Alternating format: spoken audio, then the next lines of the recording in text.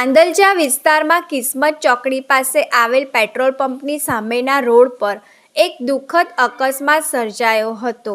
Road બનાવવા માટે વપરાતું રોડ રોલર ત્યાંથી પસાર થઈ રહ્યું હતું। તે સમયે એક એવિએટર એક્ટિવા ગાડી પર 3 યુવતીઓ જઈ રહી હતી। કોઈ અગમ્ય કારણોસર બ્રેક વાગવાથી કે અન્ય કારણસર અકસ્માત સર્જાયો હતો।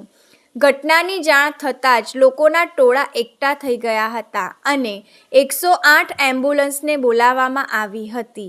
108ની ટીમે તપાસીને યુવતીને સ્થળ પર જ મૃત જાહેર કરી હતી। ત્યારબાદ પોલીસની હાજરીમાં અને મૃતક યુવતીના પરિવારજનો, માતા, પિતા, કાકા, ભાઈઓની દેખરેખ હેઠળ તેના મૃતદેહને 108માં ગોત્રી સરકારી હોસ્પિટલ ખાતે ખસેડવામાં આવ્યો હતો।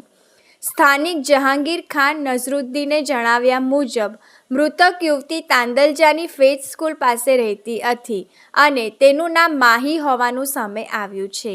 અકસ્માત સર્જાયા બાદ રોડ પર રોલરનો ડ્રાઈવર પોતાની સીટ પર હાજર ન હતો અને સ્થળ પરથી ફરાર થઈ ગયો હોવાનું પ્રાથમિક રીતે જાણવા મળ્યું છે।